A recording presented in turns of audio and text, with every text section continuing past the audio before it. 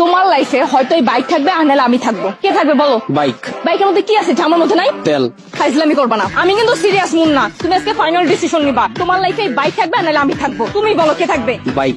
এত যে bike bike করতেছো, কি পাইছে বাইকের মধ্যে? হ্যাঁ, আমার মধ্যে নাই ব্রেক। ব্রেক মানে? আমার এই বাইকের ভিতরে একটা ব্রেক আছে, ব্রেকটা যখন চাপ দেই ও থাইমা যায়, কিন্তু তোমার ভিতর কোনো ব্রেক নাই। তোমার থামতে বললে তুমি থামো না। তোমার সাথে রিলেশনে আসার পর থেকে বলতে পারবা কোনো কিছুতে তোমার আমি থামাইতে পারছি? আমার কোনো কথা এখন পর্যন্ত তুমি শুনছো বা আমার কোনো কথার দাম দিছো বলতে পারবা? কিন্তু ও শুনছে, ওর মধ্যে একটা ব্রেক আছে। ওরে যখন আমি চাপ দেই, ওরে যখন আমি থামতে বলি, ও থাইমা যায়, কিন্তু তুমি থামো না। তোমার আমি থামাইতে পারি না। তোমারে যখন কোনো কিছুতে না করি, তুমি আমার উল্টা প্রশ্ন করো, এইটা কেন করব, ওইটা কেন করব। এই, ও কি কথা বলতে পারবে যে ও তোমাকে প্রশ্ন করবে? এইটাই তো আমার সুবিধা। ওরে আমি যেমনে বলি, যেমনে চালাই, ও অমনি চলে। কিন্তু তোমার আমি যেমনে চালাইতে চাই, তুমি অমনে চলো না। ওরে নিয়ে আমার কোনো প্যারা না। তার মানে আমি প্যারা? অবশ্যই প্যারা। তোমার নিয়ে আমি প্রতি মুহূর্তে আতঙ্কে থাকি। কোন ছেলে তোমার মেসেঞ্জারে নক দিল, কোন ছেলে তোমার আবার ডিস্টার্ব করলো, কোন ছেলে তোমার প্রোফাইল পিকচারে যে একটা লাভ রিয়াক্ট দিল। আমি যখন তোমারে বলি বাসা থেকে যখন বের হবা বোরকা পইরা বের হও, তখন তুমি আমার কি বলো? আমার গরম লাগে। যখন আমি বলি ফেসবুকে কোনো পোস্ট কইরো না, তোমার কোনো ছবি ছাইরো না, তুমি বলো তুমি আমার স্বাধীনতা নষ্ট করতেছো। তোমার যখন আমি বলি জান তোমার ফেসবুকের পাসওয়ার্ডটা আমারে দাও, তখন তুমি কি বলো? তুমি আমার সন্দেহ করতেছো। কিন্তু দেখো ওর বিষয়টা, ওরে নিয়ে আমার কোনো প্যারা নাই। এই যে একটা জিপিএস ট্র্যাকার লাগাই নিছি, প্রতি মুহূর্তে আমি নিশ্চিন্তে থাকি। ওরে রাইখা যদি আমি কোথাও যাই, কেউ যদি এসে ওরে ধরে, ও চিল্লায় উঠে আমারে কল দেয়, ডেমো দেখবা, দাও হাত দাও।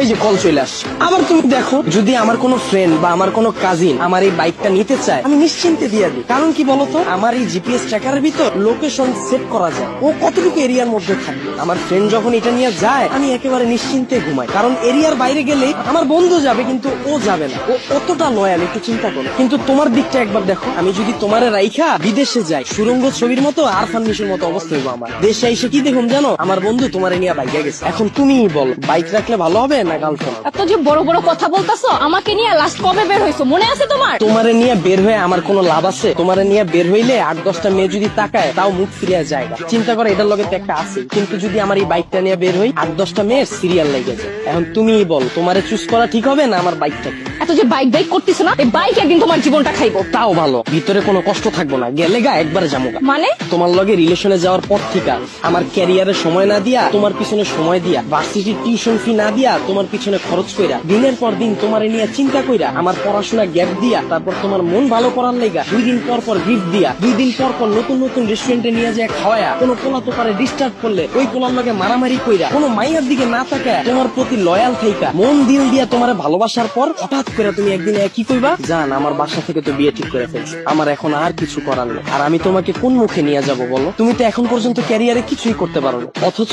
আমার এই ক্যারিয়ারটা বাসি দিলাম তোমার লেগে, তোমার পিছনে সময় দিয়ে। তারপর তুমি কি করবা জানো? আমার একটা সুন্দর বুঝ দিবা, জান তুমি আমার থেকেও অনেক সুন্দর মেয়ে পাবা, অনেক ভালো মেয়ে পাবা। এই কথা বইলা সুন্দর করে একটা হাঁটা দিবা, আর পিছন থেকে একটা ব্যাকগ্রাউন্ড মিউজিক বাজ। আর আমার অবস্থা কি হইব জানো? সারা জীবন এই ভালোবাসার কষ্ট নিয়ে সালমান খানের মতো জীবন যাপন করো, আর ওদিকে তুমি বড়লোক জামাই নিয়ে ফুটফুটে সুন্দর 2টা বাচ্চা নিয়ে ওয়ার্ল্ড ট্যুর দিবা। এখন তুমি আমারে বলো, বাইক ভালো না তুমি?